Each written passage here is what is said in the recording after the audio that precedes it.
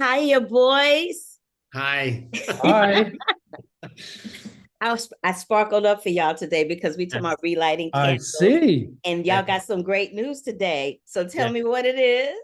We announced that we will be premiering on Hulu on January 19th.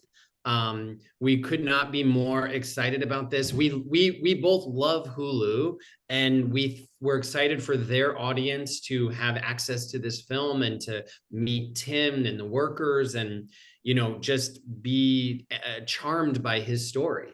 So we could not be more thrilled. And also a huge shout out to Ben and Melissa. They really got us over the finish line for this. Their team, orchestrated a lot of behind the scenes stuff to make this happen. And we could not be more, they're our producers, so they are producing.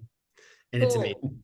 Cool. Let me just set it up for the people. I wanted to make sure that they heard that right away. Yeah, yeah. I didn't want to save the best for last. But I have on camera with me Mikiel and Zeb, who are the directors and co-directors of a short called Tim Sullivan Relighting the Candles. And so that is what we were talking about today. This film is such a special film, y'all. It is 20 minutes long, I think, in length, and it deals with a West Hollywood candle maker named Tim Sullivan. And Zeb and Miguel tell his journey through his journey of sobriety and getting into these candles. So, how did you all become aware of Tim Sullivan? Well, I am also a member of the sober community here in Los Angeles, and Tim is kind of like an icon within this community. He has helped hundreds, if not thousands, of people through his shop over the years, over the 20 plus years. People who are newly sober, getting out of treatment, getting out of homelessness, getting out of jail. He gives them an opportunity to work during the holidays, make some money, and be in a sober environment. Some of my closest friends are people who have worked in the candle shop, and they've gone on to have like very successful lives. So I had always known about Tim and his candle shop. And a few years ago, we were at Outfest. Nikhil and I both had films there, and we became huge fans of each other's works and have been in touch ever since. And last summer or last fall, I called him and I just said, hey, there's this candle maker. It's this crazy shop with lots of transient different people. I have no idea who will be there or what the vibe will be, but let's go check it out. And we had lunch with Tim, and the rest is history. McKeel, what has been the most transformative moment during the process of this journey for you? Well, I think, getting into it's, like Zeb said, it was his idea and he approached me. And at the beginning, I didn't know too much about it, but I was very intrigued to meet him. And once I met him, I was immediately intrigued by how great of a storyteller he is. And I kind of wanted to shut down the lunch because I said, I just want to hear all of this in front of a camera. So pretty much not that long after we scheduled to do the interview, and it was a whole day, like an 8-hour day pretty much, where we interviewed him. We really wanted to know all the aspects of his life. We wanted to go in with an open mind. And to just like not just Tim, like Tim was super open from the beginning, but also the workers. It was just, I was very, pleasantly surprised that everyone talked about their traumas as well. So that they trusted us to tell their story.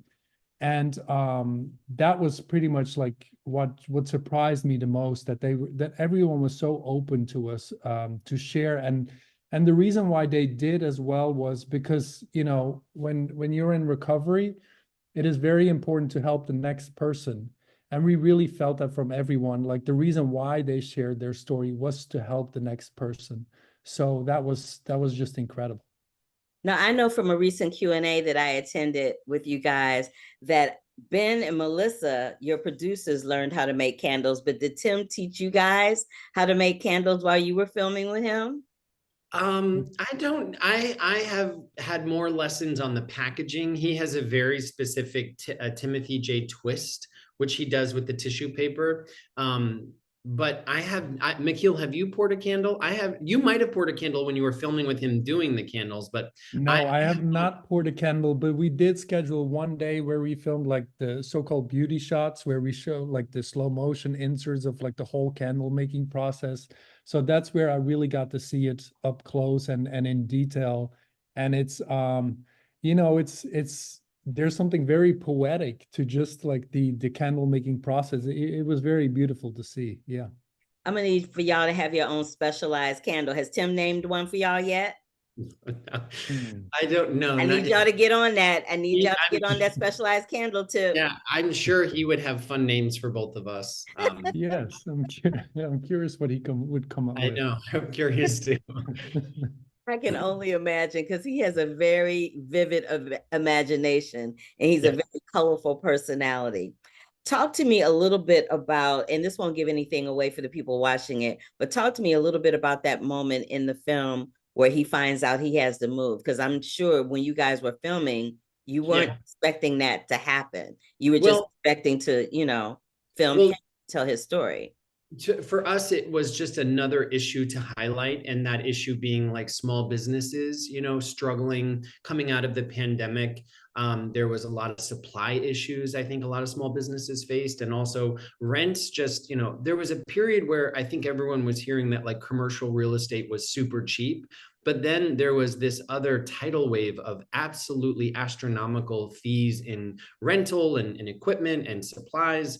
And so getting the angle of the story that he is a small business and that his small business is suffering under these circumstances was, another layer to the story that we wanted to highlight. And also we wanted to highlight, there's a shot in the film where Tim is sitting in front of the old candle shop, and then we had a drone, which was amazing, but also very. There's a funny story about that. But we have a I shot. need to hear it.